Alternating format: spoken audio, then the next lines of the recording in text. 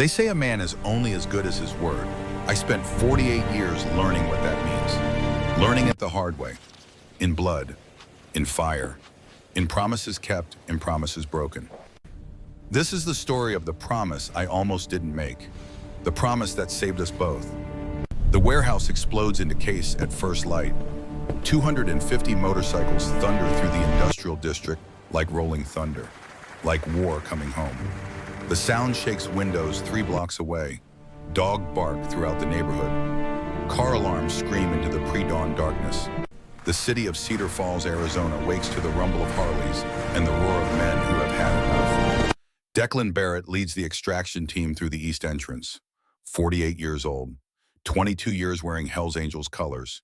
6 men behind him, all veterans, old brothers, all here for the same reason. A 6-year-old girl named Emma. The warehouse is dark, industrial. The kind of place where bad things happen and nobody hears the screams.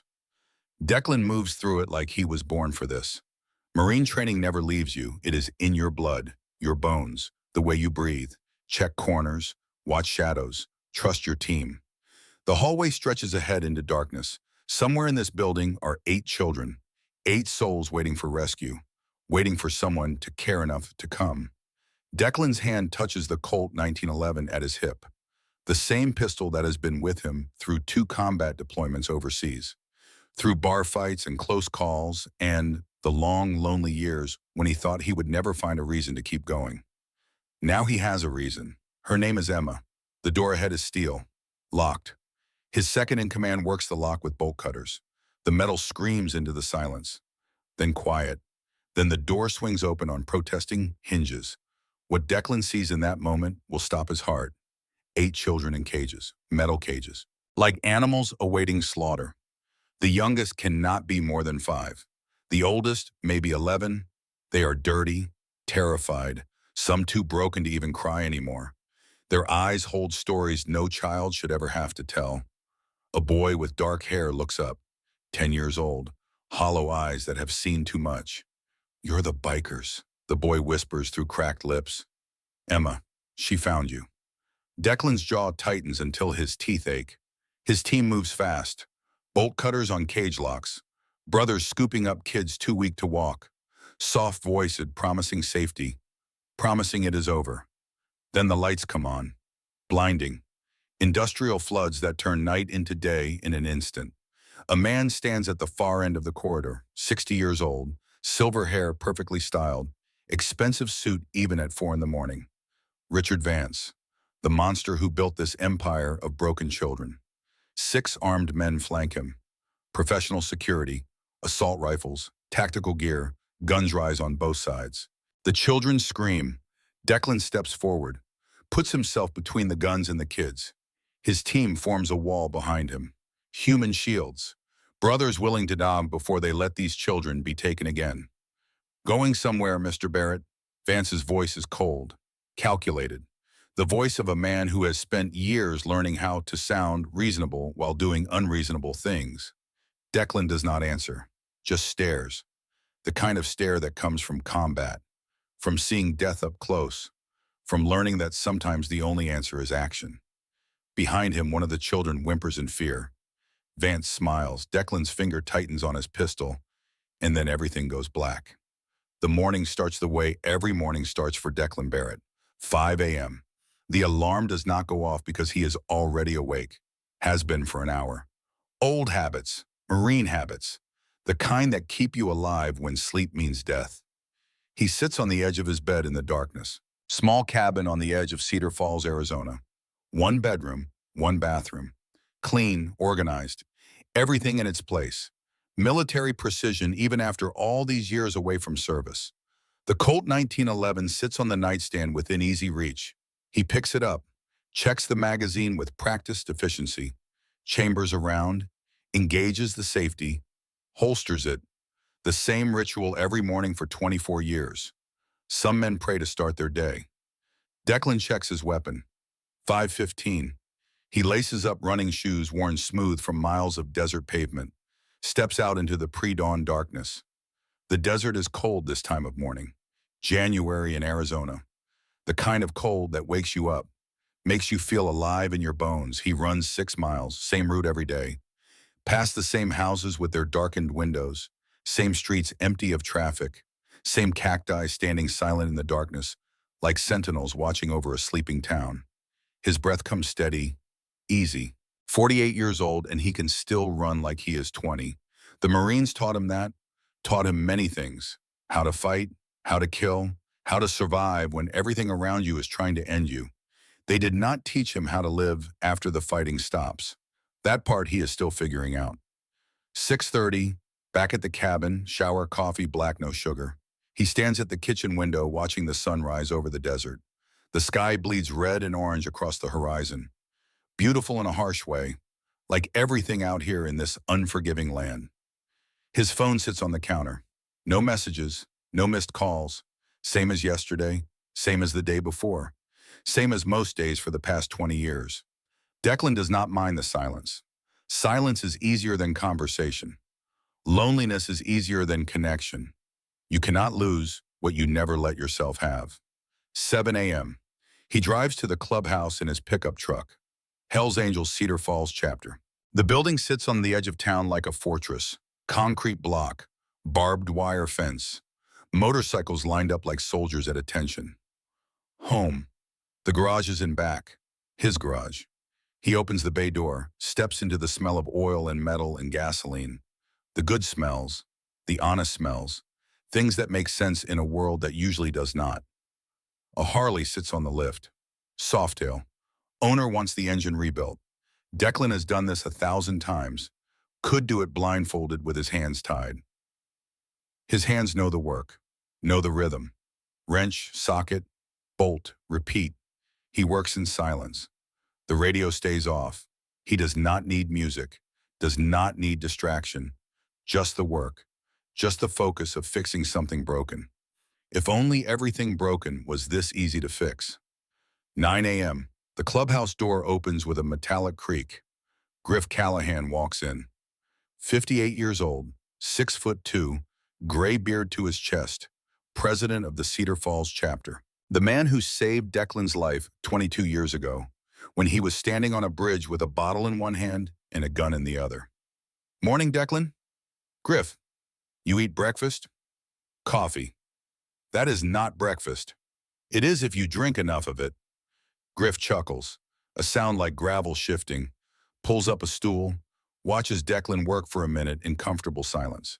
Then, you ever think about settling down? Declan does not look up from the engine.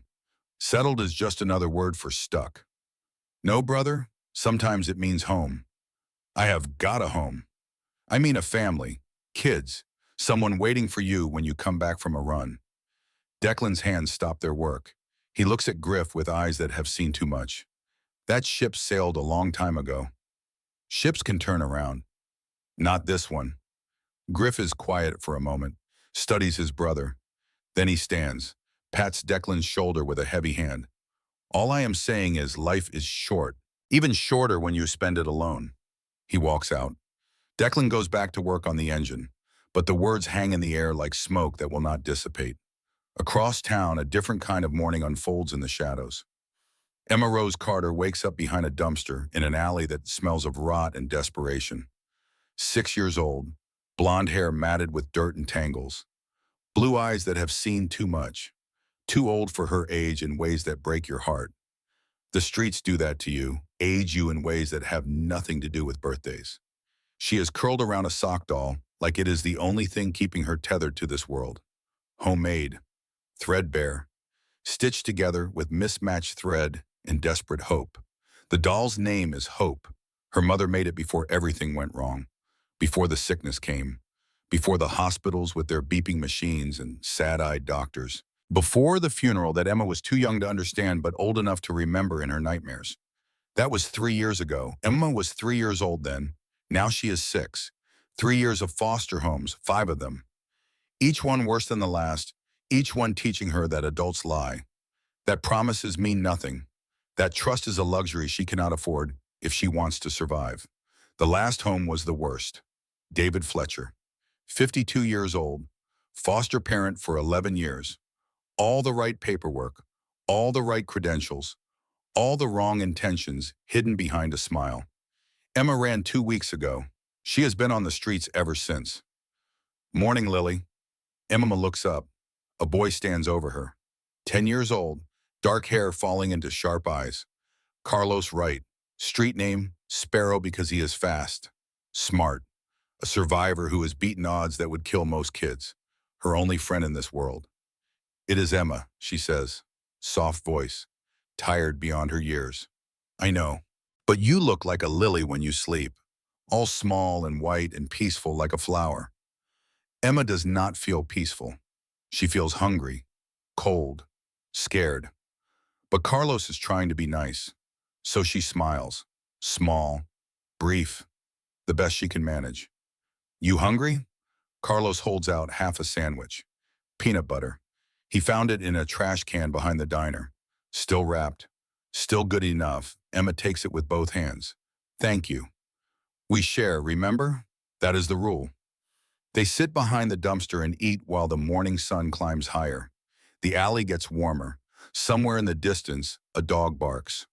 A car horn honks, the city waking up, moving on, not noticing them. Nobody notices them. That is how they survive. By being invisible, by staying in the shadows, by never being important enough to matter to anyone. Carlos? Emma's voice is small. Yeah? Where do you think the others went? Carlos goes still, does not answer right away. Emma knows what that silence means. The van men took them, she whispers. Did not they? Carlos nods, slow, sad. Yeah, they did. Are they dead? I do not know, Em. I hope not. Do you think they will come for us? Carlos looks at her with eyes 30 years too old for his face. Maybe. That is why we have to be careful. That is why we have to stay hidden. I am scared. Me too. They sit in silence. Two children in an alley, two souls the world forgot, two names on a list nobody is checking. Emma hugs Hope closer to her chest. The sock doll is falling apart. She has had to sew it back together 3 times. Used thread she found in a trash can. Used a needle she stole from a craft store. It is ugly work, uneven stitches. But it holds. Just barely, like her. Carlos? Yeah? If the van men come, what do we do? Carlos thinks for a long moment. Then, you run. You run as fast as you can, and you do not stop. Where do I run to? You remember what I told you about the bikers? Emma nods. You find them. You go to that clubhouse on the edge of town, the one with all the motorcycles out front. But bikers are scary. They look scary, but they are good people. They do not hurt kids. They protect kids. My cousin told me that before he... Carlos stops, does not finish the sentence. Emma does not ask. She knows. Carlos's cousin disappeared 6 months ago. Nobody ever found him. If something happens, Carlos says, if they come for me, you run to the bikers. You ask for help. They will listen. They will fight for you. Promise? Carlos takes her hand, small hand in small hand. 2 kids against the world. I promise. The afternoon bleeds into evening, like watercolors running together. Declan finishes the Harley rebuild, wipes his hands on a rag, stands back. Good work. Clean. The kind of work that satisfies something deep in his chest. The kind of work that makes sense when nothing else does. He closes up the garage bay, walks toward his truck. The sun is setting, painting the desert in shades of amber and blood. Beautiful. Lonely. His phone rings. Griff. Yeah? You still at the clubhouse? Just leaving. Come inside first. Quick. Declan hangs up, walks back, pushes through the front door. The clubhouse is empty. Quiet. It is Monday. Most brothers do not show up until Friday. This is Declan's favorite time, when he can be alone with his thoughts, with his ghosts. Griff sits at the bar, 2 beers in front of him. He slides one toward Declan. What is up? Declan asks. Had a feeling. What kind of feeling? The kind that says something is about to happen. Something big. Declan takes a drink. You and your feelings. My feelings kept me alive in 2 wars and 30 years in this club. I trust them. What are they telling you now? Griff looks at him with eyes that see too much. That you are about to have a choice to make, a big one. About what? I do not know yet. But when it comes, do not hesitate. Do not overthink. Just do what is right. Declan finishes his beer. I always do what is right. No, brother, you do what is necessary. There is a difference. Before Declan can respond, they hear it. A sound outside. Small footsteps. Hesitant. Then nothing but silence that feels heavy with meaning. Griff and Declan exchange looks. Declan walks to the door. Opens it. A little girl stands in the parking lot. 6 years old. Barefoot. Dress torn and dirty. Face streaked with tears and dust. Clutching a sock doll to her chest like it is the only thing keeping her alive. The setting sun behind her makes her glow. Makes her look like a ghost. Like something not quite real. She looks up at Declan, and his world stops turning. For a moment, neither of them moves. Declan sees himself in her eyes, sees the fear, the desperation, the hope that is almost dead but not quite. The same hope he had 22 years ago when Griff found him on the edge of a bridge with a bottle in one hand and a gun in the other. The same hope that saved his life. The little girl's lip trembles. She takes a step forward, then stops, like she is afraid he will hit her, like she has learned that adults are dangerous creatures not to be trusted. Declan crouches down, slow, makes himself smaller, less threatening, the way you approach a wounded animal that might bolt at any moment. Hey there, he says, voice soft, gentle, a tone he has not used in years. The girl does not answer, just stares with eyes too old. What is your name, sweetheart? Still nothing but frightened silence. I am Declan. That is Griff behind me. We are not going to hurt you. The girl's eyes flick to Griff, then back to Declan. Calculating, measuring, deciding if it is safe. Are you hungry? Declan asks. A small nod. When is the last time you ate? The girl thinks. Yesterday, maybe. Come inside, we will get you some food. The girl does not move, frozen by fear. Declan waits, patient. He knows fear when he sees it. Knows you cannot rush it, cannot force it. You have to let it make its own choice. Finally, the girl speaks. Her voice is barely a whisper, so soft Declan almost does not hear it. Can you be my father? The world tilts on its axis. Declan's breath catches. His chest tightens. 22 years of walls he has built around his heart. Crack, split, crumbled to dust. This 6-year-old girl, this stranger, this broken, terrified child standing in a biker clubhouse parking lot asking a question that should not be asked, that cannot be asked. That changes everything. Kid, Declan's voice fails him. The girl takes another step forward. Please, you do not know what you are asking. I know you are scary. Carlos said scary men can be good too. He said if I ever needed help, I should find the bikers. So I found you. Who is Carlos? My friend, he is 10. He takes care of me on the streets.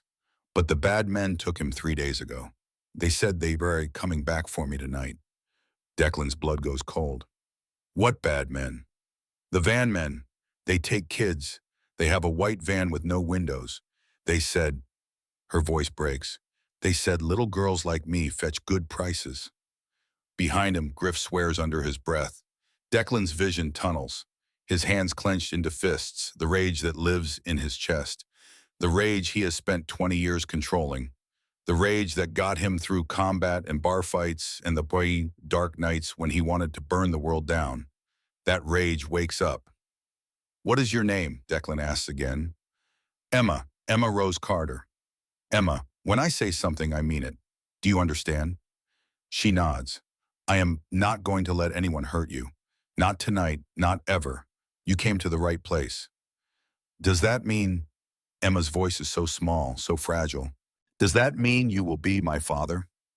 Declan looks at this child, this broken, brave, impossibly strong child who walked into the lion's den and asked for help, who trusted a stranger because she had no other choice, who looked at him and saw safety instead of danger.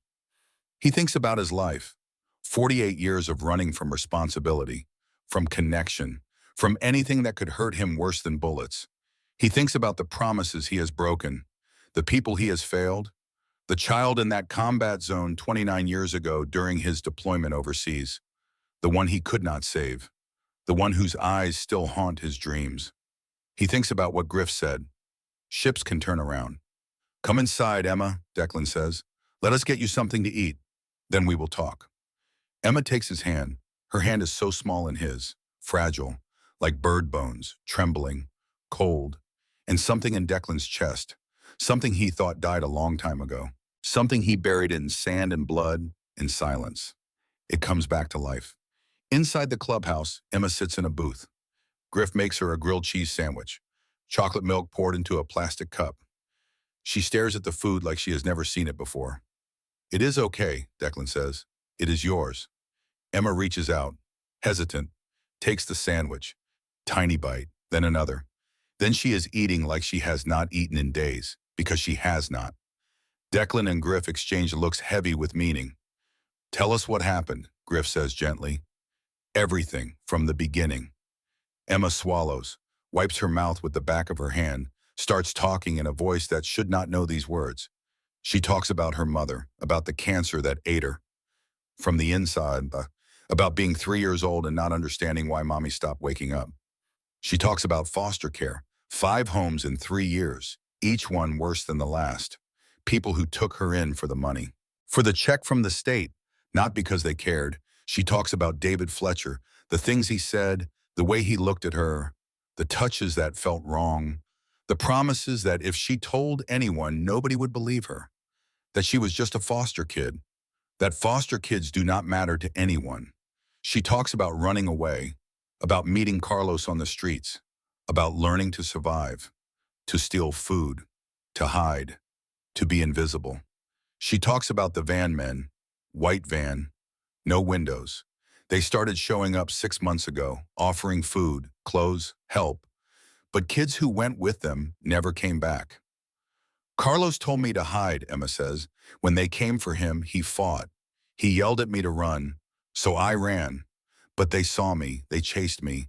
I squeezed through a fence. They could not fit. Her voice drops to a whisper. One of them yelled after me. He said little girls like me fetch good prices. He said they would be back, that I should make it easy and just come with them. Declan's jaw clenches so hard it hurts his teeth. How long ago was this? Griff asks. Yesterday, in the morning. Griff pulls out his phone, dials, steps away. Low, urgent conversation. Declan sits across from Emma, studies her face. The bruises he did not notice at first. The cut on her lip. The exhaustion in her eyes that goes bone deep. Emma, I need you to listen carefully. You are safe here. Those men are not going to touch you. Not while I am breathing. Understand? Emma nods. I need to make some calls. Talk to some people. Figure out how to help you. How to find Carlos. How to stop these men. And then we will talk about what comes next. Will you still be my father? The question hits like a punch to the gut. Declan's throat tightens. Sweetheart, being a father is not something you just decide in one night. Why not? Because it is complicated. There are rules, laws, systems. I am not father material. What is father material? Someone good, someone who knows how to raise a kid, someone who has not spent his whole life running from exactly this. But you said you would protect me. I will, I am. That does not mean... My mom told me something before she died, Emma interrupts. She said I would know my people when I found them. She said I would feel it, in my heart. She puts her hand on her chest. I feel it with you. You are my people. Declan cannot speak, cannot breathe, cannot do anything but look at this 6-year-old girl who has been through hell and still believes in things like feeling it in your heart. Griff returns. Brothers are on their way. Every chapter within 3 states. By morning, we will have 250 bikes here. Declan looks at him. What did you find? Enough. Elliot is already hacking into the city's systems, found CCTV footage of white vans, tracked them to a warehouse south of town, industrial district. How many kids? Cannot tell yet, but there is activity, people coming and going, armed security. Declan stands. Then we go tonight. Declan, we go tonight. before they move them, before they hurt anyone else. Griff studies him, then nods. All right, but we do this smart. We do this right. We get the kids out safe. Agreed? Agreed. Emma watches them. Are you going to save Carlos? Declan crouches in front of her. I'm going to try. I am going to try as hard as I can. Promise? The word hangs between them. Promise. Declan knows what promises mean, knows the weight they carry, knows that breaking a promise to a child is one of the worst things a man can do. He also knows that if he makes this promise, everything changes. There is no going back, no walking away. This 6-year-old girl will become his responsibility, his duty, his purpose. The ship turns around. I promise, Declan says. Emma throws her arms around his neck, holds on like he is the only solid thing in a world that keeps falling apart. And Declan holds her back. For the first time in 20 years, he holds someone and does not want to let go. The night deepens into darkness complete. Brothers arrive at the clubhouse, one by one. Then in groups, the rumble of motorcycles becomes a constant presence. Harleys filling the parking lot, leather and chrome, and men who have seen enough of the world to know when it is time to fight. Silas Demon Blackwell, 45 years old, 6'4", 260 pounds. Looks like he could break a man in half with his bare hands. Plays Santa at the Children's Hospital every Christmas. Wade Roadkill Brennan, 54, grandfather of 6, gentle as a lamb until someone threatens his family. Then he is a lion. Elliot Pixel Whitmore, 32, tech genius, former government contractor who got tired of working for people who did not care about what they were doing. Joined the club. Found purpose. They gather in the main room. 47 men, all listening, all silent. Emma sits next to Declan, small, scared, but not leaving his side. Griff stands in front. Brothers, we have a situation, he explains. The trafficking ring, the missing children, Carlos, Emma, the warehouse, everything. The room is dead silent. Then Silas speaks. Deep voice, controlled rage burning underneath. Where is the warehouse? Elliot? Elliot pulls up laptop, projects a map on the wall. Here, Industrial District, 5 miles south, warehouse registered under Safe Haven Foundation. Charity organization, legitimate on paper. Security? 15 to 20 armed guards, rotating shifts, professional setup. Who runs it? Guy named Richard Vance, 60 years old, former CPS supervisor. Got fired 12 years ago for irregularities. Turned out he was flagging vulnerable kids, making them disappear from the system. And nobody stopped him? He had connections, judges, politicians, cops, built himself a shield. Griff looks around the room. So we tear down the shield. How, Wade asks. By going in, getting those kids out, making enough noise that the whole damn state hears about it. That is illegal, someone points out. So is selling children. Silence. Then Declan stands. I am going. Anyone who wants to join me, I would appreciate it. Anyone who does not, I understand.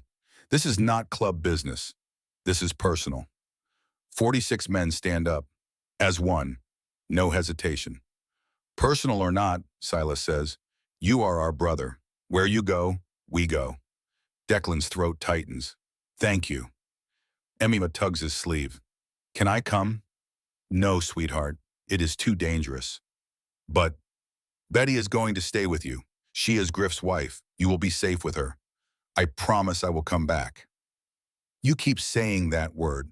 Promise. Do you mean it? Declan kneels, looks her in the eyes. When I say something, I mean it. I will come back. And when I do, I am bringing Carlos with me. Emma reaches into her dress, pulls out the sock doll. Hope, hands it to Declan. What is this? Hope, my mom made her. She is all I have left. Take her with you, so you remember what you are fighting for. Declan takes the doll, worn, patched, falling apart, like Emma, like all of them, surviving despite everything. I will keep her safe, he says. And you will come back? I will come back. Emma hugs him, fierce, desperate. I love you, Daddy Declan. The words hit like bullets. Daddy, she called him Daddy. This 6-year-old girl he met 3 hours ago. This stranger. This broken, brave, impossibly strong child. She already loves him. Declan holds her, feels her small heart beating against his chest, feels the weight of what he has promised, the responsibility, the duty, the terrifying, beautiful truth that he is no longer alone, that he has someone to fight for, someone to come home to. I love you too, Emma, he whispers. I love you too. Midnight comes like a thief. Declan stands in the clubhouse parking lot. 250 motorcycles surround him. 250 brothers from 3 states. All here, all ready, all willing to risk everything for 8 children they have never met. For Emma, for Carlos, for the invisible ones, the forgotten ones, the ones the world decided did not matter. Griff stands next to him. You ready? Declan touches the Colt 1911 at his hip, feels the weight of hope in his jacket pocket, thinks about Emma sleeping inside, about the promise he made, about the man he used to be and the man he is about to become. Yeah, he says, I am ready. Then let us ride. 250 engines roar to life. The sound splits the night wide open. And Declan Barrett rides toward the warehouse, toward the fight, toward 8 children who need saving and a 6-year-old girl who believes in promises. He does not know if he will survive the next few hours, does not know if any of them will, but he knows one thing with absolute certainty. He is not that man anymore. The man who runs, the man who is afraid to care, the man who let a child die because he was following orders. That man died the moment Emma asked if he would be her father. This man, this Declan, he is someone different, someone who keeps promises, no matter the cost. The convoy disappears into the darkness, and behind them in the clubhouse, Emma sleeps, dreaming of a father who promised to come home, dreaming of a brother named Carlos, dreaming of hope. 4 a.m. comes too fast and too slow at the same time. The convoy rolls through empty streets like a storm gathering strength with every mile. 250 motorcycles, 250 men, all riding toward the same destination, all carrying the same purpose burning in their chests. Save the children, stop the monsters, keep the promise. Declan rides at the front, hope tucked in his jacket pocket pressed against his heart. The sock doll is a reminder, a talisman, a reason to survive what comes next. Behind him, brothers spread out in formation. 3 teams, main assault, extraction, perimeter. Military precision applied to righteous fury. The industrial district looms ahead in the pre-dawn darkness. Abandoned factories casting long shadows. Empty warehouses holding secrets. The kind of place where society stores things it wants to forget, including children. The warehouse sits at the end of a dead-end street like a fortress. 3 stories, concrete walls, few windows, floodlights at every corner. Guards patrolling in pairs with military discipline, professional security, but they have never faced 250 Hell's Angels. Declan's radio crackles. Elliot's voice tense. Pixel to iron. We have a problem. Talk to me. Drone footage shows movement inside. They are loading kids into trucks. East Bay. They know we are coming. Declan's blood turns to ice. How? Do not know, but they are moving them now. We have got maybe 10 minutes before those trucks roll. The plan changes in an instant. It has to. Griff's voice on the radio. All teams execute now. I repeat, execute now. We are out of time. Declan does not hesitate. Twists the throttle. His bike surges forward. 15 men behind him. The extraction team, all veterans, all carrying the weight of what is about to happen.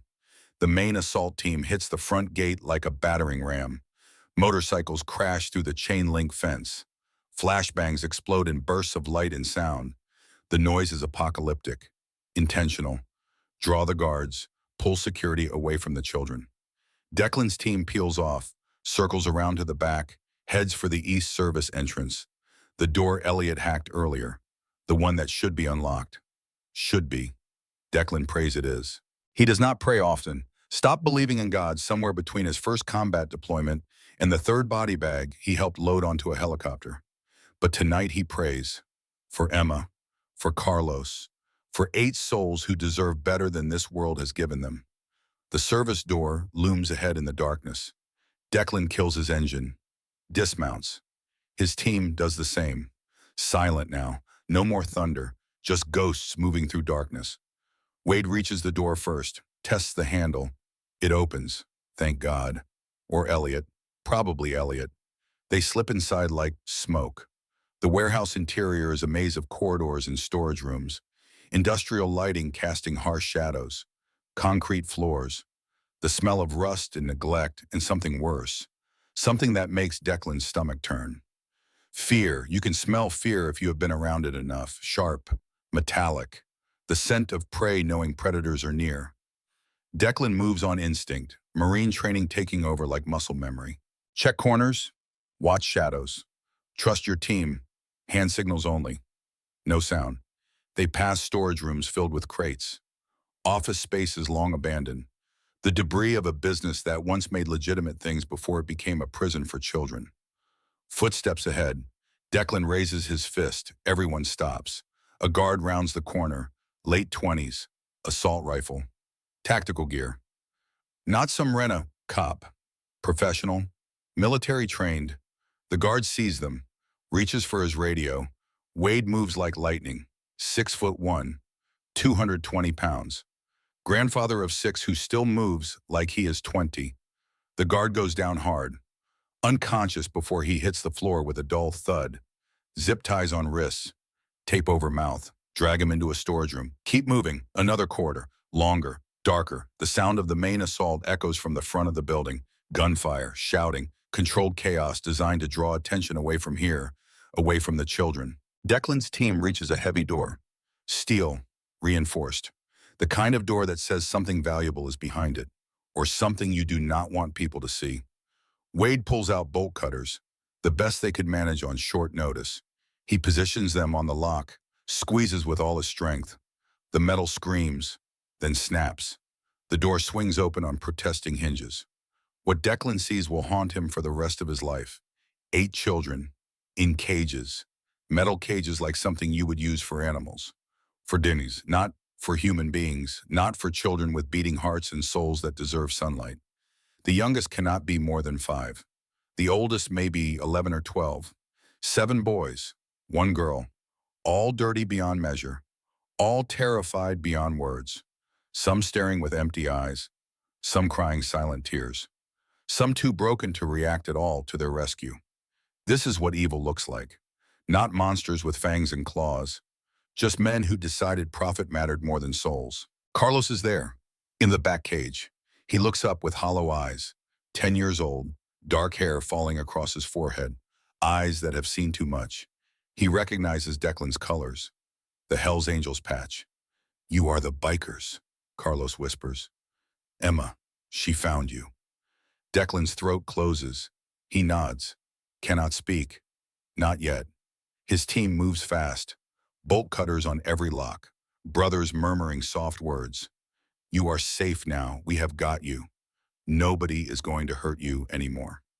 Some of the children do not believe them. You can see it in their eyes. They have been lied to before, promised safety before, betrayed before by adults who should have protected them. Trust is a luxury they cannot afford, but they are too weak to run, too tired to fight. So they let themselves be lifted, carried, protected by men in leather who look like nightmares but act like angels. Declan reaches Carlos's cage, cuts the lock, opens the door with a metallic screech. "I am Declan. Emma sent me to find you." Carlos does not move, just stares. Is she safe? She is safe, at our clubhouse, with people who will protect her. She asked you to be her father, did not she? The question catches Declan off guard. How did you know? Because that is Emma. She believes in people, even when she should not, especially when she should not. Carlos climbs out of the cage, stands, wobbles. Declan catches him before he falls. "When is the last time you ate?" 2 days, maybe 3. They stopped feeding us yesterday. Said we needed to look hungry for the buyers. Rage builds in Declan's chest, the kind of rage that makes you want to burn the world down. But he controls it, channels it, into focus, into purpose. We are getting you out of here, all of you. Can you walk? Carlos nods, takes a step. His legs almost give out. Declan catches him again. I have got you. The smallest child, a girl, 5 years old maybe, blonde curls matted with dirt and worse things. She reaches up to Declan with both arms. Universal gesture. Pick me up. Declan lifts her. She weighs nothing. Bones and skin and terror. Are you an angel? She whispers against his neck. Declan's heart breaks. No, sweetheart. Just a man who keeps his promises. Did you promise to save me? Yeah, I did. She puts her head on his shoulder, closes her eyes. Trust him completely in the way only children can, despite everything. Despite the cages and the fear and the broken world around them. She trusts. Declan carries her toward the exit. His team follows, each brother carrying a child, moving as fast as they dare.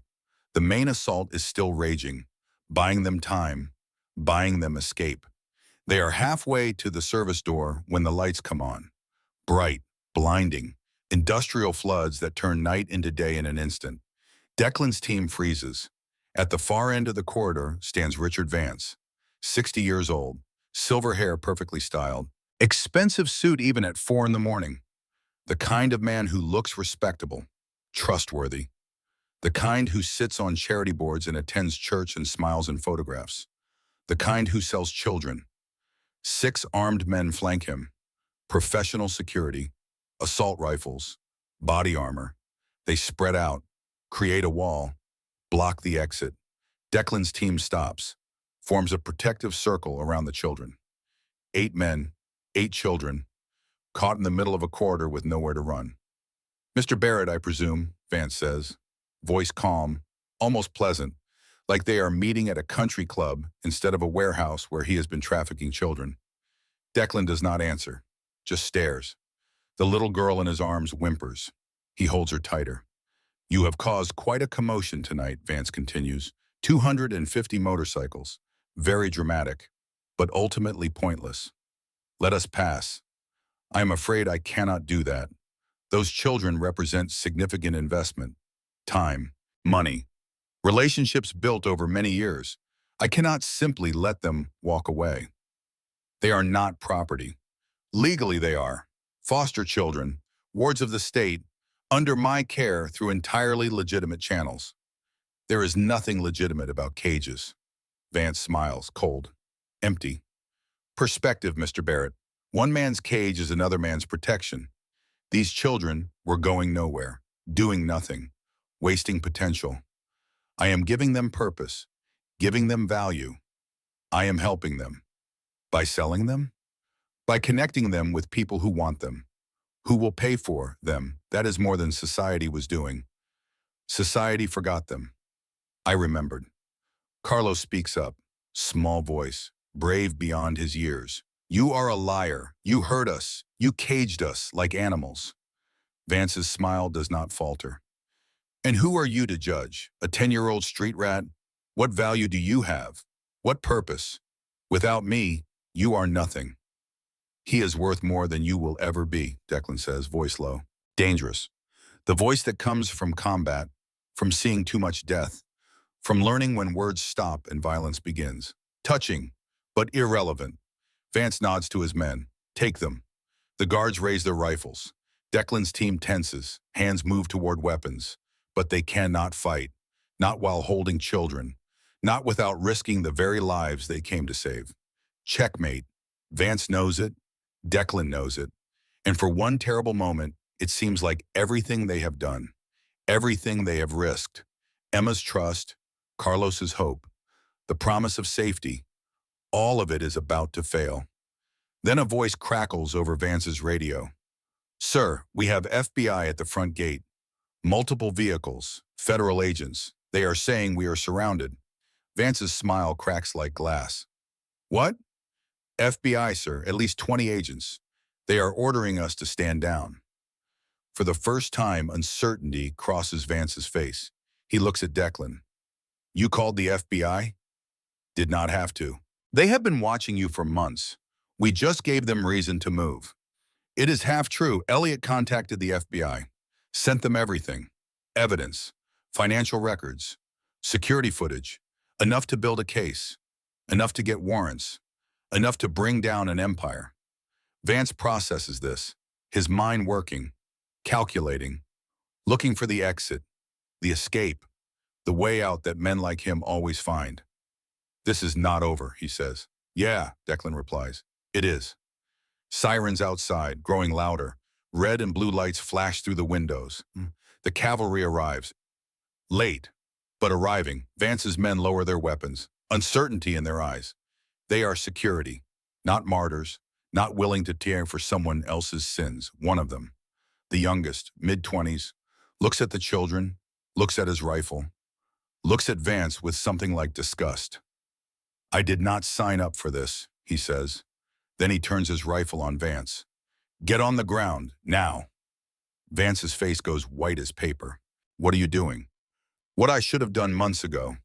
The young guard looks at Declan. Get them out of here. I will handle this. Declan nods, does not ask questions, does not wait. His team moves, fast, through the corridor, out the service door, into the pre-dawn darkness where 250 brothers are waiting, where Emma is waiting, where promises are kept. The ride back to the clubhouse feels different, slower, quieter. 8 children riding with 8 men, some awake, some sleeping, all safe for the first time and longer than they can remember. Carlos rides with Declan, sitting in front, holding on. The little girl Declan carried is with Wade, asleep against his chest, peaceful for the first time in God knows how long. The sun rises as they reach Cedar Falls, pink and gold across the desert sky. Beautiful, hopeful, the kind of morning that makes you believe things can get better, that they will get better. The clubhouse comes into view. Brothers are already there, waiting. Betty stands at the door. Medical supplies ready, food prepared, blankets, clothes, everything these children need. Everything they should have had so long. Declan parks his bike. Carlos slides off, looks around, overwhelmed. Too much, too fast, too different from the cages. Where is Emma? Carlos asks. Inside, sleeping. Want to see her? Carlos nods. They walk inside. Betty leads them to a back room. Emma is there, on a couch, curled around a blanket, still asleep. Carlos stands in the doorway, stares like he cannot believe it is real. I thought I would never see her again, he whispers. You are safe now, both of you. Carlos walks over, sits next to Emma, touches her shoulder, gentle. Lily, wake up. Emma's eyes open, confused, disoriented. Then she sees Carlos and screams, but not fear, joy, pure, undiluted joy. She throws her arms around him. They hold each other. 2 kids who survived together, who protected each other, who never gave up. You came back, Emma sobs. You came back. Told you I would. I found the bikers, like you said. I asked them to help, and they did. They really did. Carlos looks at Declan over Emma's shoulder. Thank you. Declan nods, cannot speak. The emotion is too much, too raw. Emma pulls back, looks at Declan. Did you keep your promise? Yeah, sweetheart, I kept my promise. She runs to him, throws herself into his arms. I knew you would. I knew it. Declan pulls Hope doll from his jacket, hands it back to Emma. The fabric is torn in 2 places, singed at one edge, but intact. Kept her safe, Declan says, just like I promised. Emma clutches Hope to her chest. You brought her home. Both of you. They stand there, the 3 of them, exhausted, emotional. But together, safe family.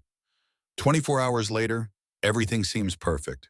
The children are safe, all 8 placed with families, foster homes vetted by the club, by people who actually care. Carlos is with Griff and Betty, temporary placement, but already feeling permanent.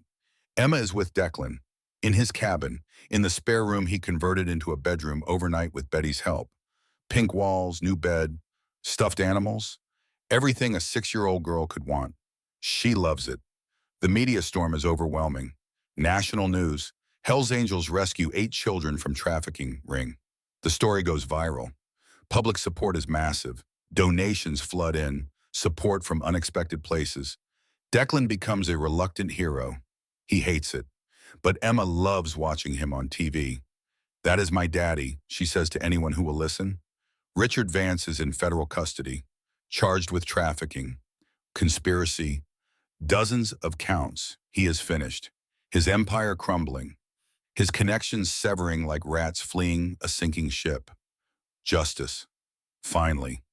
Declan sits on his porch that evening, beer in hand, watching the sunset paint the sky. Emma is inside, drawing pictures with crayons Betty bought. Carlos visiting. The sound of children laughing drifts through the open window. It is the most beautiful sound Declan has ever heard. Griff pulls up in his truck, walks over, sits down without asking. "Hell of a couple days," Griff says. "Yeah. How you holding up?" "Good, really good." "Emma settling in?" "Better than I expected." "She is..." Declan pauses, searching for words. "She is amazing, resilient, stronger than anyone I have ever known." Kids are. They sit in silence, comfortable, the kind of silence that comes from years of friendship, of brotherhood. Then Griff says, "There is a problem." Declan's stomach drops. "What kind of problem?" "Lawyer showed up at the clubhouse this afternoon. Marcus Blackwood, big firm, out of Phoenix." "What did he want?" "To talk about Emma." "What about her?" Griff turns, looks at Declan. "He is filing an emergency motion to remove her from your custody, claiming you illegally took her from her legal foster placement, that you are unsuitable to parent, that she needs to be returned to state care pending investigation." The world tilts. That is insane.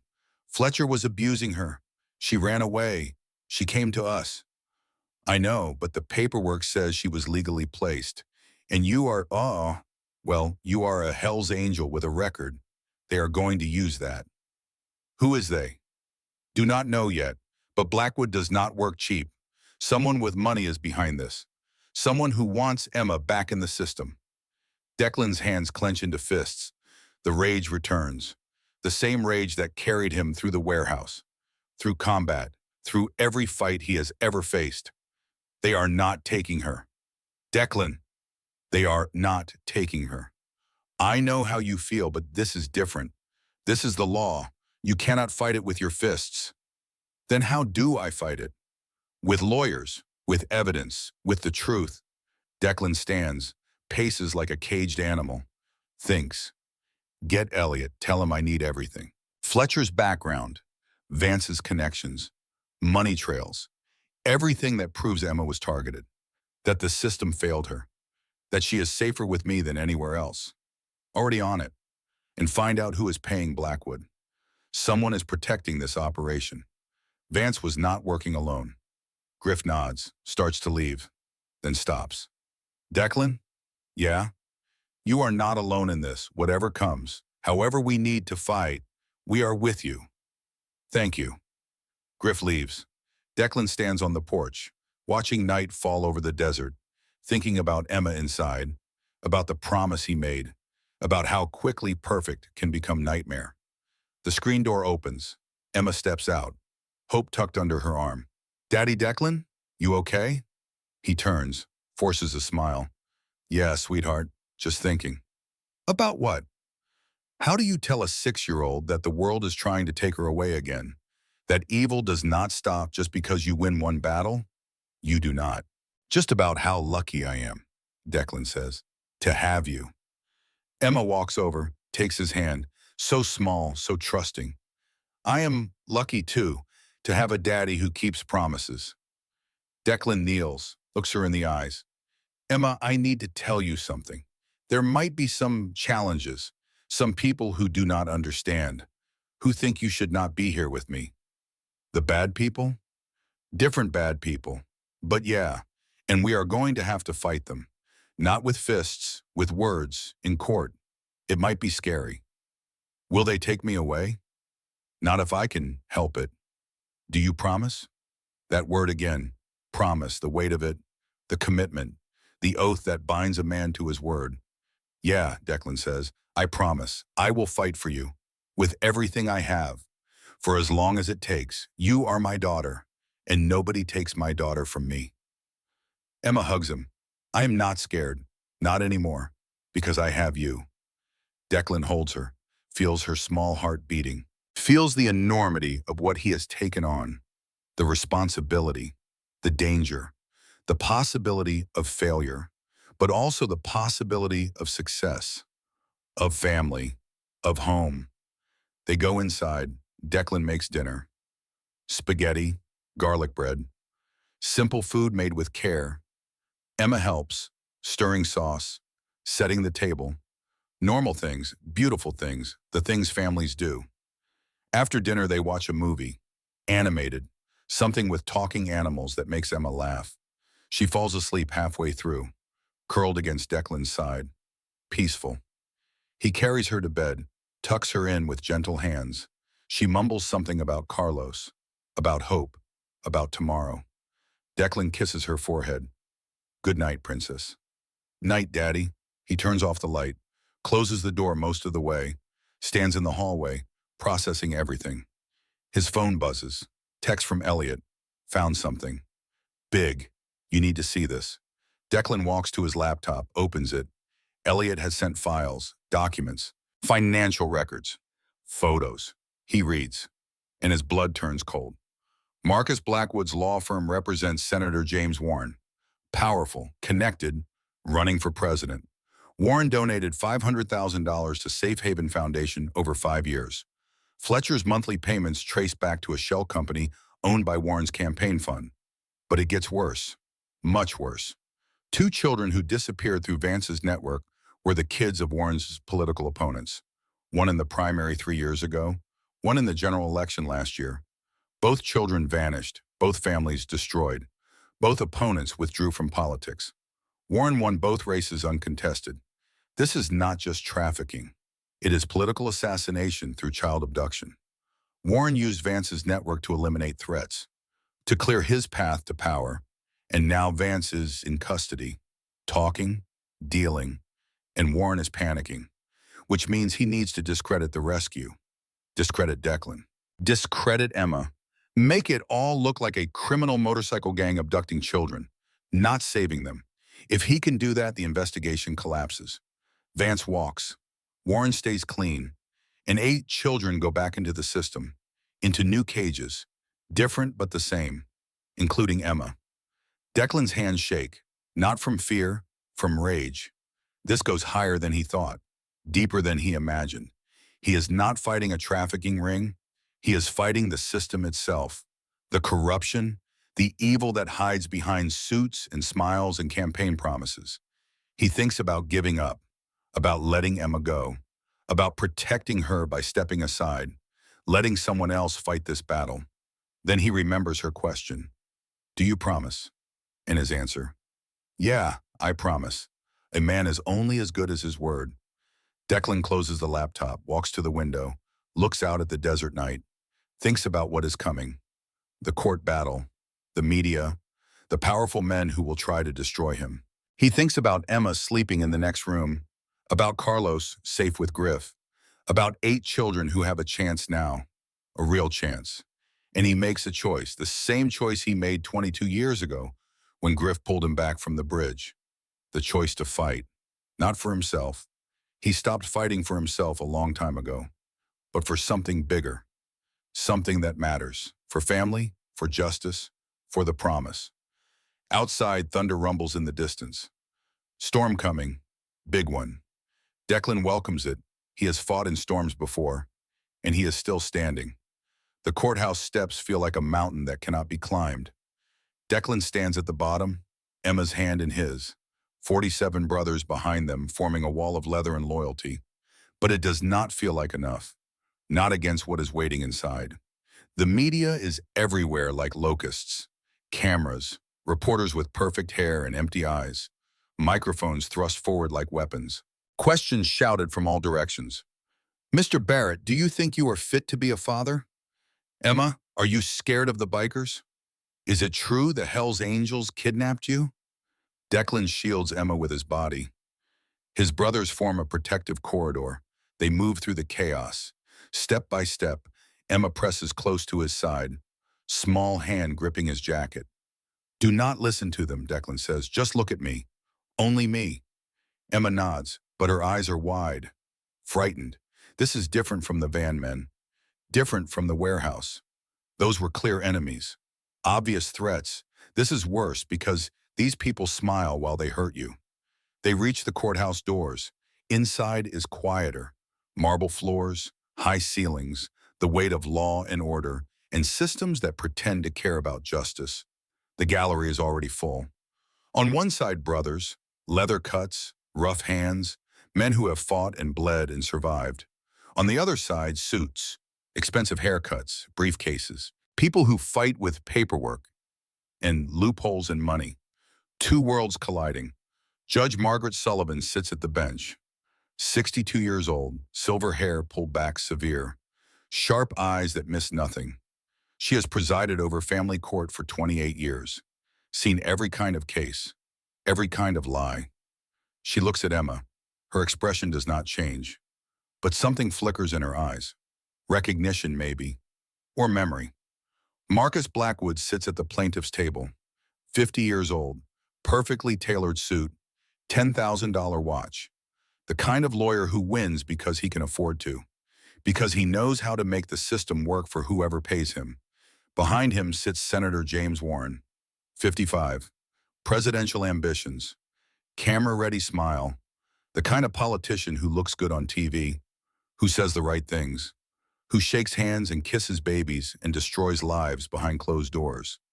He catches Declan's eye, smiles, cold, empty. The smile of a predator who thinks he has already won. Declan does not smile back. Rebecca Hammond sits at the defense table. Federal prosecutor, 48, sharp as broken glass. She has built her career taking down monsters. Vance was supposed to be her crown jewel, but now she is fighting to keep one little girl safe. Sometimes the biggest battles are the smallest. All rise. Everyone stands. Judge Sullivan surveys the courtroom. Be seated. We are here for an emergency custody hearing regarding the minor child Emma Rose Carter, currently in the temporary care of Mr. Declan Barrett. Mr. Blackwood, you filed this motion. Proceed. Blackwood stands, smooth, confident. Thank you, Your Honor. This case is straightforward. Emma Carter was legally placed in foster care with David Fletcher through proper state channels. Mr. Barrett, a member of an outlaw motorcycle gang with extensive criminal history, removed her without authorization, without notifying Child Protective Services, without any legal standing whatsoever. He pauses. Let it sink in. Mr. Barrett may believe his intentions were good, but the road to chaos is paved with vigilante justice. Emma needs stability, professional care, not a man whose lifestyle includes violence, criminal activity, and association with organized crime. Emma's hand tightens on Declan's. We request Emma be immediately returned to state custody pending proper placement, that Mr. Barrett face charges for his actions, and that this court send a clear message that we are a nation of laws, not a nation of men who take justice into their own hands. Blackwood sits. Rebecca stands. Your Honor, Mr. Blackwood paints a very clean picture, but pictures lie. Let me show you the truth. She pulls out documents, photos, medical records. David Fletcher, 11 years as a foster parent. During that time, 17 children were placed in his care.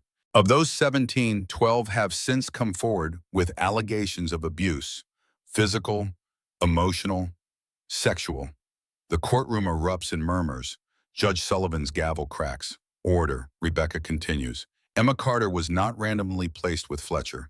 She was selected, targeted, by a trafficking network run by Richard Vance, the same network that held 8 children captive, the same network that was selling them to the highest bidder. She produces bank records, financial statements. Fletcher received monthly payments, $10,000, every month, for 10 years, not from the state, from a shell company. Want to guess who owns that shell company? She looks directly at Warren, Senator James Warren's campaign fund. The courtroom explodes. Warren's face goes red. His lawyers jump up, objecting, shouting. Judge Sullivan's gavel sounds like gunfire. Order! I will have order or I will clear this courtroom. Silence. Tense. Brittle. Ready to shatter. Rebecca's voice cuts through. Emma did not run to child services, did not run to police. She ran to the only people she thought would listen, would fight for her, and they did. They saved 8 children, brought down a trafficking network. And yes, they broke rules, but sometimes rules protect the wrong people. She sits. Judge Sullivan looks at both lawyers, then at Emma. Young lady, can you approach the bench? Emma looks up at Declan, terror in her eyes. It is okay, he whispers. Tell the truth. That is all. Just the truth. Emma stands, walks forward, so small in this huge room, every eye watching, every breath held. She reaches the bench, has to look up to see the judge. Saw his. Judge Sullivan's voice is gentle. Emma, do you understand why you are here? Yes, ma'am. People are deciding where I live. That is right. I need to ask you some questions. Can you do that? Yes, ma'am. Tell me about Mr. Fletcher's house. What was it like? Emma's voice is barely a whisper. Scary. Why was it scary? Because Mr. Fletcher, he looked at me wrong. He touched my hair, my face, other places. The courtroom is dead silent. He said I was special, that this was our secret, that if I told anyone, nobody would believe me, that I was just a foster kid, that foster kids do not matter. A woman in the gallery starts crying, quietly but audibly. So what did you do? The judge asks. I ran away. I lived on the streets with Carlos. He taught me how to survive, where to find food, where to sleep, which grown-ups were safe. And the van men? Emma's face crumples. They took kids. Carlos said they sold them. He said if they ever came, I should run to the bikers. He said bikers look mean, but they protect kids. So you went to the clubhouse? Yes, ma'am. What happened when you got there? Emma looks at Declan. Her eyes find his across the courtroom, and she smiles, small, brave. I asked Daddy Declan if he would be my father. Why did you ask him that? Because I felt it, in my heart. My mama told me I would know my people when I found them. And I knew. He was my people. And what did he say? He said yes. He said when he says something, he means it. And he kept his promise. He saved Carlos. He saved the other kids. He came back like he said he would. Emma's voice breaks. Tears stream down her face. Everyone else left me, or hurt me, or did not care. But Daddy Declan kept his promise. He is the only one who ever wanted me. Please do not take me away from him. Please. She is sobbing now, the kind of crying that comes from the bottom of your soul, from the place where all the pain lives, all the abandonment, all the fear. Judge Sullivan's face is stone, but her eyes are wet. You can return to Mr. Barrett, Emma. Emma runs, throws herself into Declan's arms. He catches her, holds her, feels her shaking, feels his own tears he cannot stop. I have got you, he whispers. I have got you. The judge calls a recess, 10 minutes. Declan takes Emma outside. They sit on a bench in the hallway. She is still crying, exhausted, wrung out. You were so brave, Declan says. I was scared. Being brave means being scared and doing it anyway. You taught me that. Emma wipes her eyes. Did I do good? You did perfect. Will the judge let me stay? I do not know, sweetheart. I hope so. They sit in silence. Around them, people pass. Lawyers, families, other cases, other lives falling apart or being put back together. Griff appears, sits down. Elliot found something. What? 2 kids who went missing, 3 years ago and last year. Both children of Warren's political opponents. Both families destroyed. Both opponents withdrew from races. Warren won both elections uncontested. Declan's jaw clenches. He used Vance's network for political hits. Looks like it. Rebecca's going to bring it up. Put Warren on the stand. He will never agree. He does not have a choice. She is subpoenaing him. This is bigger than Emma. Yeah, but Emma started it. One 6-year-old girl brought down an empire. They are called back inside. Judge Sullivan is already seated. Mr. Blackwood, do you have witnesses? Yes, Your Honor. I would like to call Mr. Declan Barrett to the stand. Declan stands, walks forward, takes the oath, sits. Blackwood circles like a shark. Predator energy. Mr. Barrett, how many times have you been arrested? 14. What were the charges? Assault, weapons violations, disturbing the peace. Any convictions? 3. All served time or paid fines. And you belong to the Hells Angels, an organization labeled by the FBI as an outlaw motorcycle gang. Correct? We are a motorcycle club. A club with a history of violence, drug trafficking, racketeering. Individual members have committed crimes, not the organization. But you associate with criminals. I associate with brothers, men who have saved my life, men I trust more than most citizens. Blackwood smiles like he has won something. Mr. Barrett, you have no wife, no children, no family. You live alone, work as a mechanic. You are 48 years old with no parenting experience. What qualifies you to raise a child? Declan looks at Emma, then back at Blackwood. Nothing qualifies me. I am not perfect. I have made mistakes. I own them. But Emma did not come to perfect people. She came to people who showed up, who listened, who fought for her when everyone else looked away. That is very poetic. But this is not about poetry. It is about law. You removed Emma from her legal guardian without authorization. Her legal guardian was raping her. The word hangs in the air. Raw, ugly, true. Blackwood does not flinch. Alleged abuse, which has not been proven. The medical records prove it. Those records are sealed. They exist. Fletcher hurt her. The system placed her with a predator, then blamed her when she ran. I did not kidnap her. I saved her. You broke the law. Sometimes the law protects the wrong people. Blackwood's smile widens. So you believe you are above the law? No, I believe children matter more than paperwork. Your Honor, I think we have heard enough. Mr. Barrett admits to breaking the law, admits to having a criminal record, admits to having no qualifications as a parent. Emma needs professional care, not vigilante justice from a biker gang. He sits. Rebecca stands. Your Honor, I have one more witness. I would like to call Senator James Warren. The courtroom gasps. Warren's face goes pale. His lawyers jump up. Objection. Senator Warren is not party to this case. Rebecca holds up documents. These are financial records showing Senator Warren donated $500,000 to Safe Haven Foundation, the same foundation used by Richard Vance to traffic children, the same foundation that paid David Fletcher. Senator Warren's money funded this entire operation. Judge Sullivan studies the documents. I will allow it. Senator, please take the stand. Warren stands, walks forward, every step measured, every gesture practiced. He has been in front of cameras his whole life, knows how to look trustworthy, competent, clean. He takes the oath, sits. Rebecca does not waste time. Senator, did you know Richard Vance? I met him at charity functions. He ran Safe Haven Foundation. I supported their work. What work? Helping vulnerable children? Or so I thought. You donated $500,000 based on what you thought? I donate to many charities. My staff vets them. Obviously, there was a failure. Obviously. Rebecca pulls out photos. Recognize these children? Warren looks, shakes his head. No. Really, because this girl is Jennifer Matthews, daughter of Thomas Matthews, your opponent in the 2022 primary. She disappeared 6 months before the election.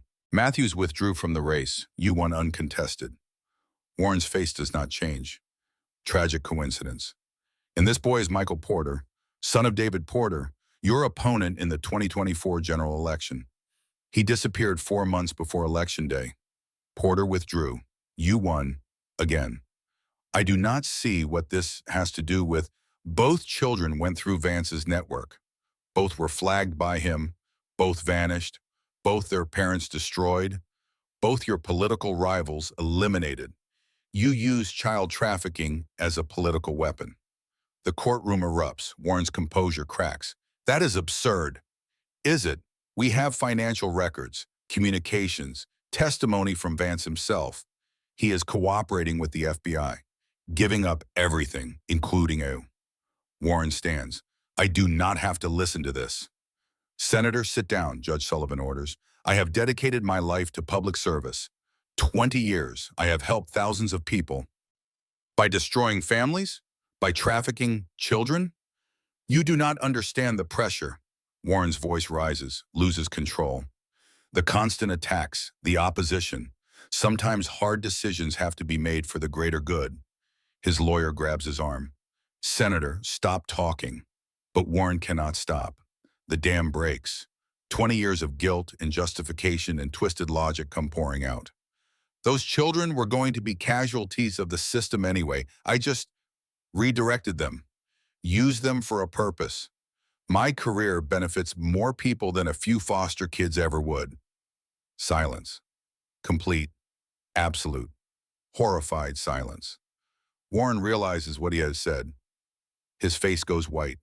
He looks around, at the cameras, the reporters, the witnesses, all recording, all documenting.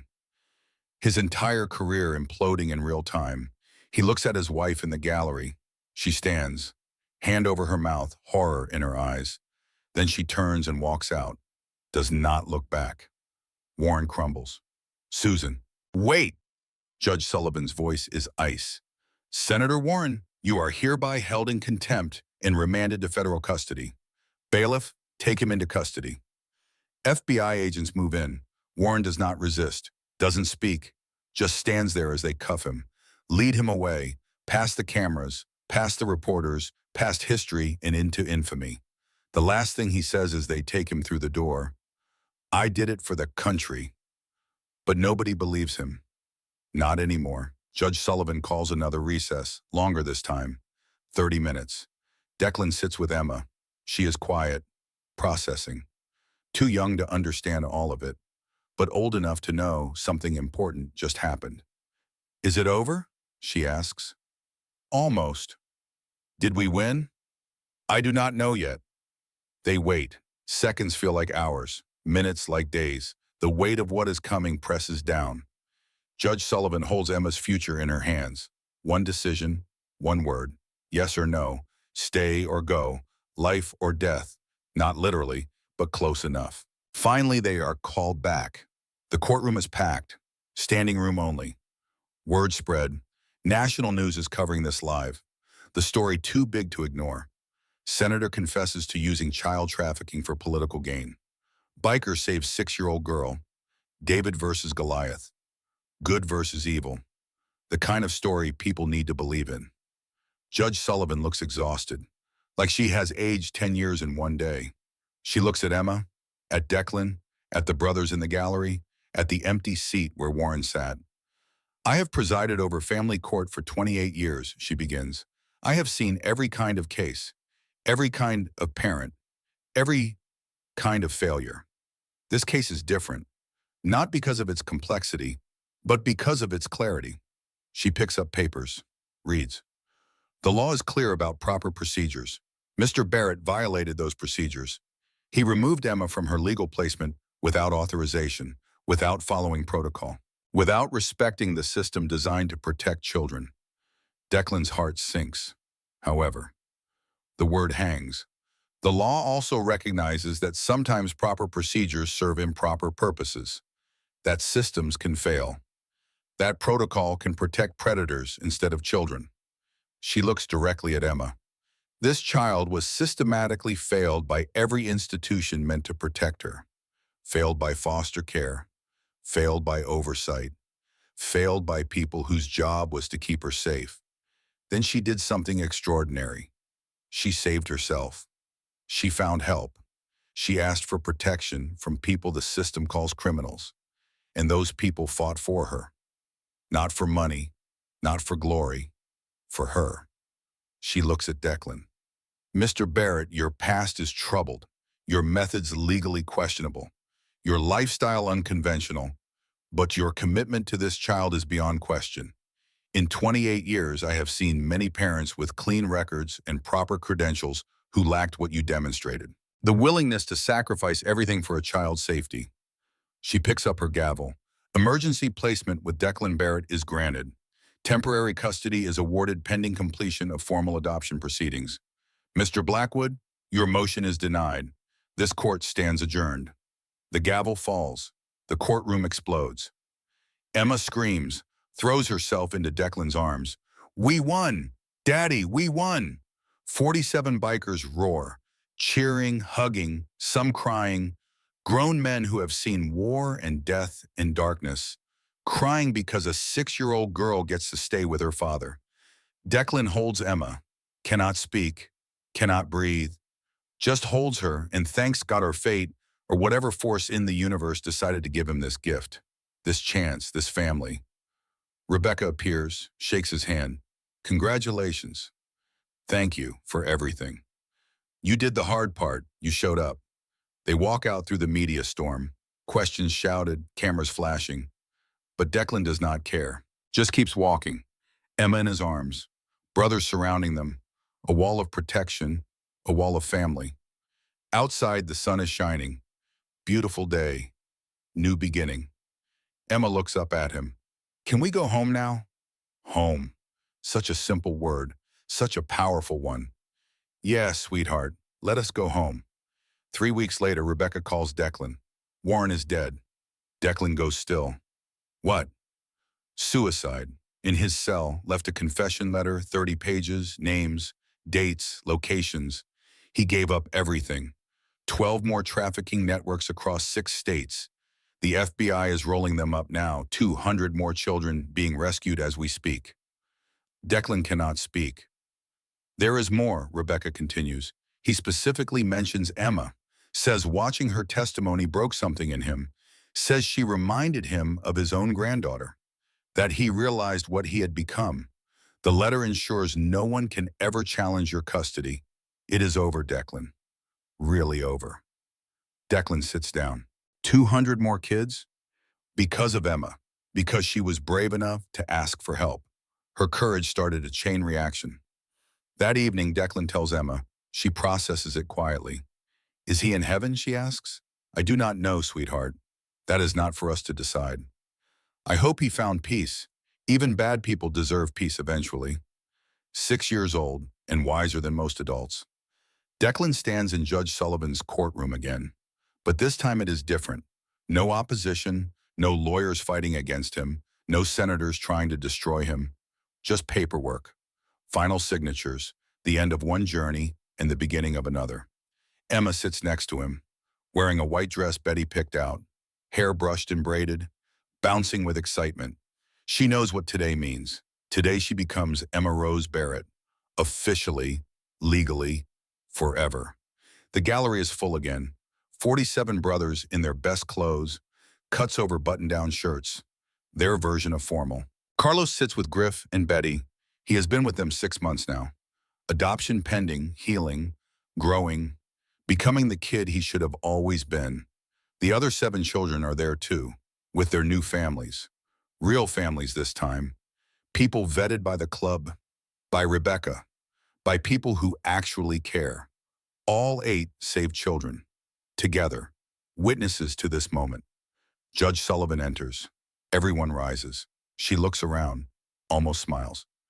Please be seated. We are here for the final adoption proceeding for Emma Rose Carter. Mr. Barrett, you have completed all requirements, home study, parenting classes, background checks.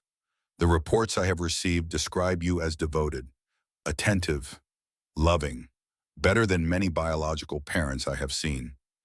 She looks at Emma. And you, young lady, do you still want Mr. Barrett to be your father? Emma nods vigorously. Yes, ma'am, forever and ever. Then I see no reason to delay. The petition for adoption is hereby granted. From this moment forward, Emma Rose Carter becomes Emma Rose Barrett, daughter of Declan Barrett, with all rights and privileges that entails. The gavel falls. Emma screams, jumps into Declan's arms. I am your daughter, really, truly, forever. You always were, sweetheart. The paper just makes it official. The courtroom erupts again, but this time it is pure joy. No conflict, no fight, just celebration. Brothers cheering, kids laughing, families formed from wreckage and ruins and refusal to give up. Carlos runs up, hugs them both. We are like real family now. We always were, Emma says. They walk out into the sunshine. A party waiting at the clubhouse. Food, music, cake, everything a celebration needs. But first, Declan takes Emma aside, just the two of them, sits on a bench, pulls her onto his lap. You know what this means? He asks. I am Emma Barrett now. More than that, it means you are stuck with me for life. No takebacks. Emma giggles. Good. Because I am never leaving. Even when you are a teenager and I am embarrassing? Even then. Even when you go to college? I will come home every weekend. Promise? Emma looks at him, serious. I promise, because that is what families do. They keep promises. Declan's throat tightens. Yeah, that is what families do. They sit, watch the world, father and daughter, two broken pieces that fit together perfectly. Daddy? Yeah. Thank you for saying yes that night when I asked if you would be my father. Thank you for not turning me away. Thank you for asking, for being brave enough to believe in me when you should not have. I always believed in you. I know. That is what saved me. They go to the party. The clubhouse is transformed, decorations, balloons, a banner that reads, Welcome home, Emma Barrett. She dances with Carlos, with the other kids, with brothers who have become uncles, with Betty, who has become grandmother in everything but name. Declan watches, beer in hand, heart full. Griff appears beside him. Hell of a journey, Griff says. Yeah, you did good, brother. We did good, all of us. She is something special. She is. They watch Emma spin Carlos around, both kids laughing, both safe, both healing. You know what the best part is? Griff asks. What? This is just the beginning. Emma stands at the podium, 11 years old now, confident, healthy. The scared 6-year-old is still there, deep inside, but buried under layers of love and safety and years of knowing she matters. The fundraiser is packed.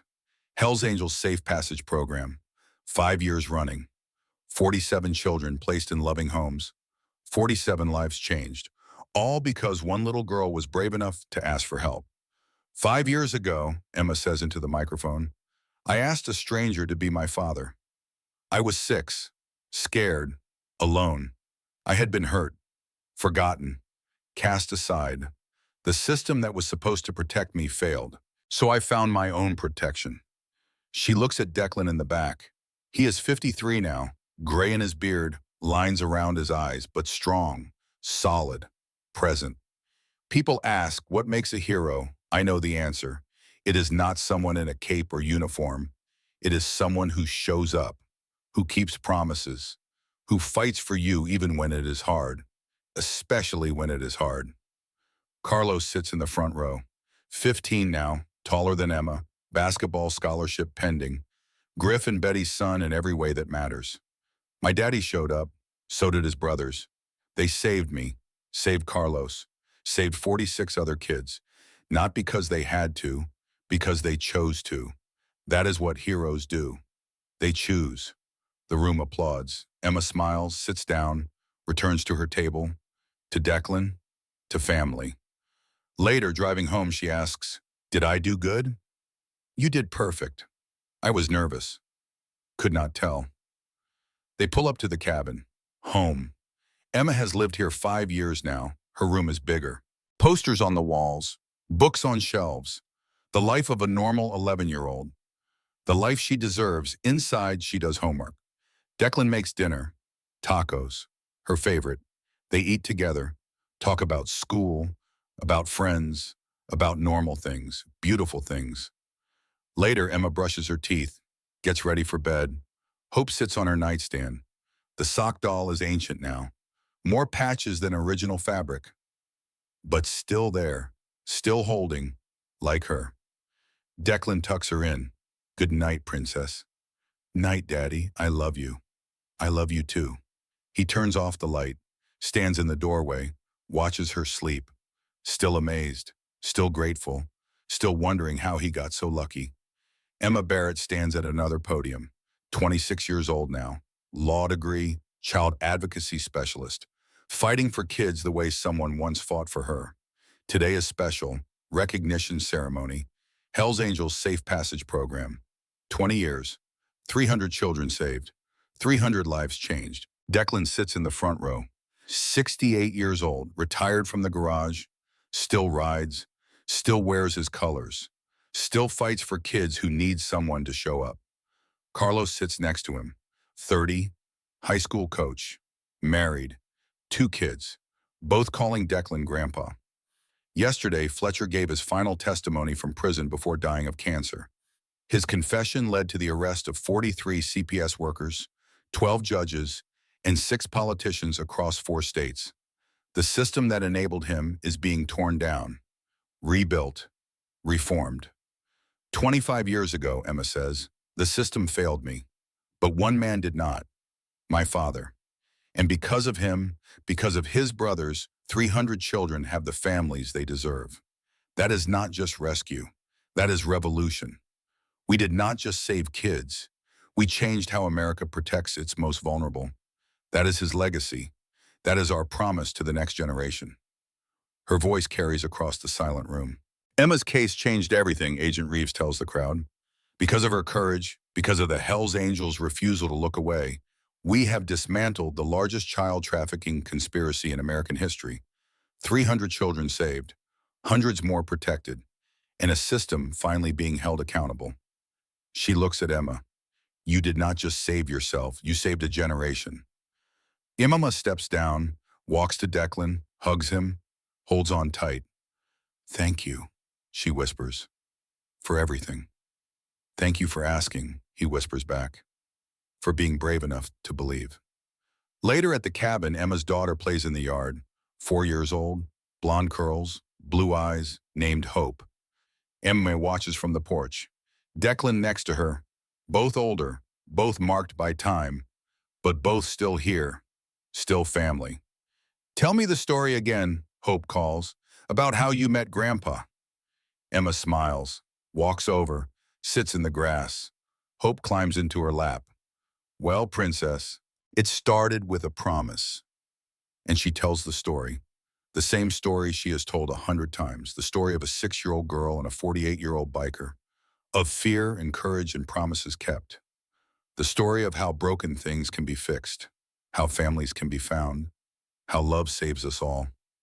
Declan watches from the porch, listening, remembering that night 25 years ago, the scared little girl at the clubhouse door, the question that changed everything.